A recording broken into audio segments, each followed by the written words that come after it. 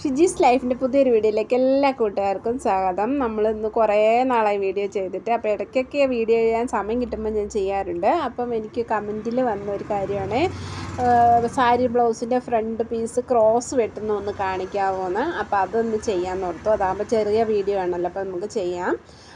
ആദ്യം നമ്മൾ ഇതിൻ്റെ കൈ വെട്ടിയെടുത്തിട്ടുണ്ട്. കൈ വെട്ടിയത് നമ്മൾ തേര് ഭാഗത്തു നിന്നാണ് കൈ വെട്ടിയെടുത്തേക്കുന്നത് കേട്ടോ. ഞാൻ എല്ലാത്തിൻ്റെയും തന്നെ തേര് ഭാഗത്തു നിന്നാണ് കൈ വെട്ടിയെടുക്കുന്നത്. തീരെ വണ്ണം ഇല്ലാത്തവർക്ക് മാത്രം, അല്ലാതെ നീളത്തിലുള്ള ഭാഗത്തു നിന്ന് കൈ വെട്ടിയെടുക്കും. എന്നിട്ട് ബാക്കി വരുന്ന പീസ് നമ്മൾ തിരിച്ച് മടക്കുവാണേ, നീളത്തിൽ തന്നെ മടക്കിയെടുക്കുവാണേ.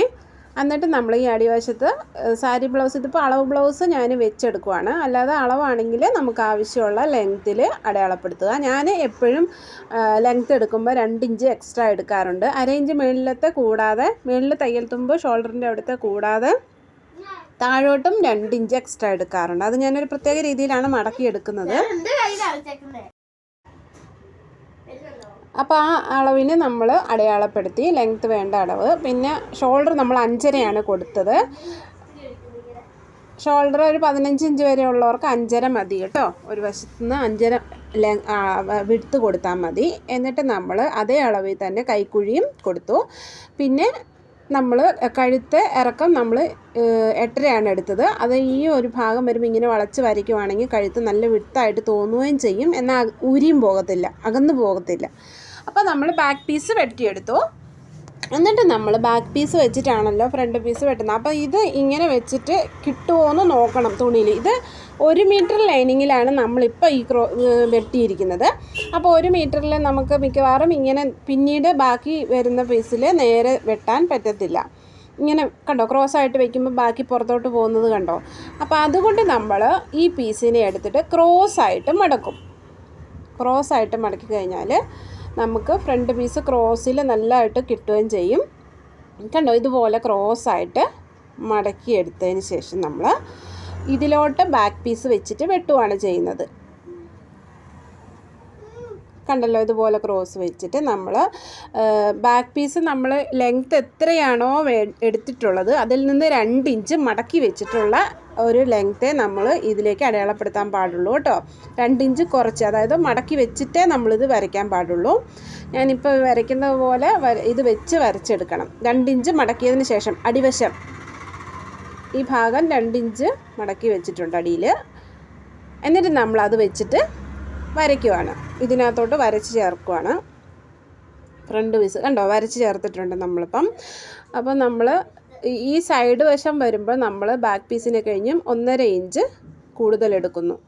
ബാക്ക് പീസിന് നമ്മുടെ അളവ് എങ്ങനെയാണെന്ന് വെച്ചാൽ കറക്റ്റ് അളവാണ്. നമ്മളിപ്പോൾ 38 ഇഞ്ചാണെങ്കിൽ അതിൻ്റെ 4/1 ഭാഗം ബാക്ക് പീസിന്, പിന്നെ ഒരു 1.5 ഇഞ്ച് തയ്യൽ തുമ്പും. അങ്ങനെയാണ് നമ്മൾ ബാക്ക് പീസ് എടുക്കുന്നത്.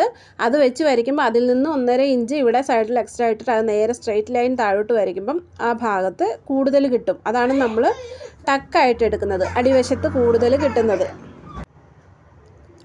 ഇനി നമ്മൾ ഇത് ബാക്ക് കഴുത്തും ഫ്രണ്ട് കഴുത്തും ഒരുപോലെ നമുക്ക് അടയാളപ്പെടുത്താൻ പറ്റത്തില്ലല്ലോ. അപ്പോൾ നമ്മൾ കഴുത്ത് മാത്രം സെപ്പറേറ്റ് അടയാളപ്പെടുത്തണം. അപ്പോൾ ഞാൻ 6.5 ഇഞ്ചാണ് കൊടുത്തിരിക്കുന്നത്. അത് 6 ഇഞ്ച് മതി, 1/2 ഇഞ്ച് തയ്യൽ തുമ്പാണ്, 2 ഇഞ്ച് അകലവും. എന്നിട്ട് നമ്മളിങ്ങനെ വരച്ചെടുത്തു. ഞാൻ സ്കെയിലൊന്നും ഉപയോഗിക്കുന്നില്ല കേട്ടോ. നിങ്ങൾക്ക് എന്താ സ്കെയിൽ ഉപയോഗിച്ചാൽ എന്നൊക്കെ ചോദിക്കും ചിലപ്പോൾ കമൻറ്റിൽ. അപ്പോൾ അത് ഞാൻ ഒരിക്കലും സ്കെയിൽ ഉപയോഗിച്ചൊന്നും അല്ല വരയ്ക്കാറ്. ഞാനിങ്ങനെ റഫായിട്ട് അങ്ങ് വരച്ചെടുക്കത്തേ ഉള്ളൂ. എന്നിട്ട് കഴുത്ത് ഇങ്ങനെ കണ്ടോ 1/2 ഇഞ്ച് നമ്മൾ പുറത്തോട്ട് തള്ളി വരച്ചിട്ടുണ്ട് ഈ ഭാഗം. അത് കഴുത്തിന് കൂടുതൽ വിട്ട് കിട്ടാനും നല്ല വൈഡായിട്ടിരിക്കാനും റൗണ്ട് ഷേപ്പ് ഇച്ചിരൂടെ കൂടുതൽ നന്നായിട്ട് റൗണ്ട് ഷേപ്പ് വരും. പിന്നെ ഈ വശം നമ്മൾ 1 ഇഞ്ചും സൈഡ് വശം ഇവിടെ നമ്മൾ 1.5 ഇഞ്ചും കയറ്റി അടയാളപ്പെടുത്തിയിട്ടുണ്ട്. സൈഡ് വശം അത് ഞാൻ പറഞ്ഞപ്പോൾ ആ ഒപ്പം പറയാൻ പിന്നീടാണ് ഞാൻ വോയിസ് കൊടുക്കുന്നത്, അതുകൊണ്ടാണ് അത് അന്നേരം പറയാൻ പറ്റിയില്ല.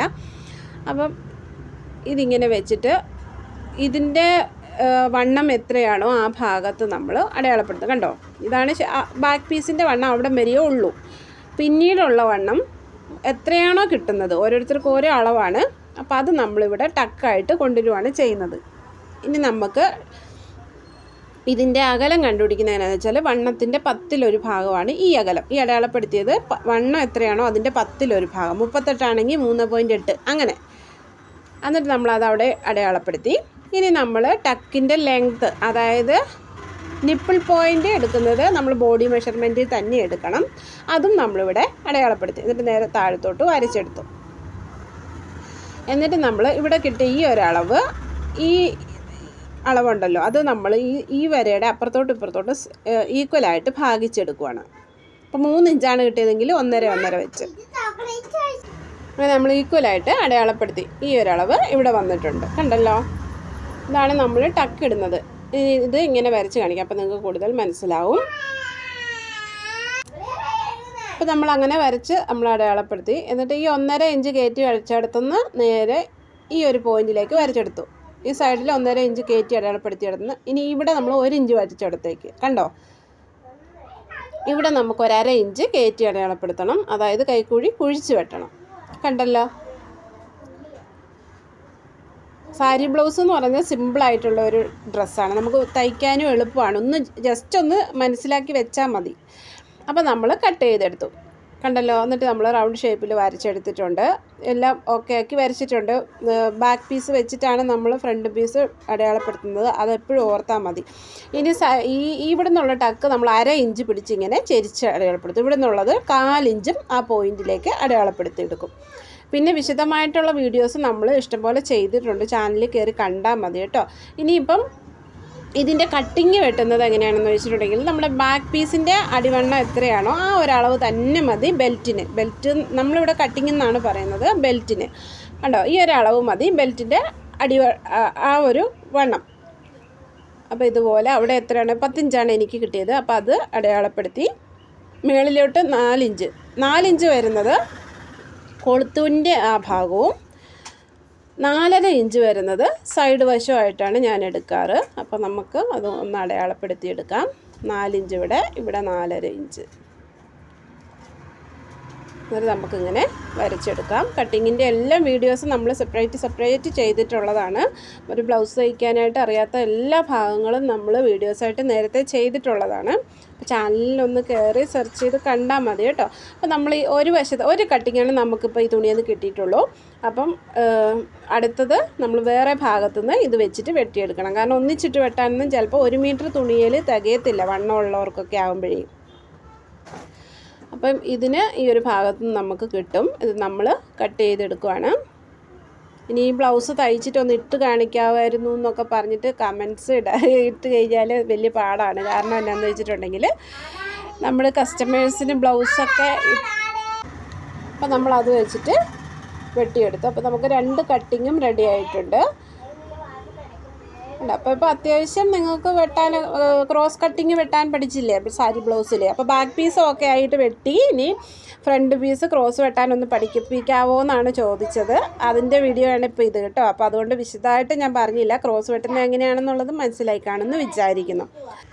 വീഡിയോ ഇഷ്ടപ്പെടുവാണെങ്കിൽ ഒന്ന് ലൈക്ക് ചെയ്യാൻ മറക്കരുത്. ലൈക്ക് ചെയ്ത് കാണുവാണെങ്കിൽ മറ്റുള്ളവർക്ക് ഇതുപോലെ അറിയാതെ ഉള്ളവർക്ക് ഉപകാരപ്പെടും. അതുകൊണ്ടാണ് ലൈക്ക് ചെയ്യണമെന്ന് പറയുന്നത് കേട്ടോ. അപ്പോൾ ചിലർ ചോദിച്ചിട്ടുണ്ട് എപ്പോഴും എന്തിനാ ഇങ്ങനെ ലൈക്ക് ചെയ്യണമെന്ന് പറയുന്നതെന്ന്. അപ്പോൾ അതുകൊണ്ടാണ് അങ്ങനെ പറഞ്ഞത് കേട്ടോ. അപ്പോൾ എല്ലാവർക്കും ഇഷ്ടപ്പെട്ടെന്ന് വിചാരിക്കുന്നു. Thank you.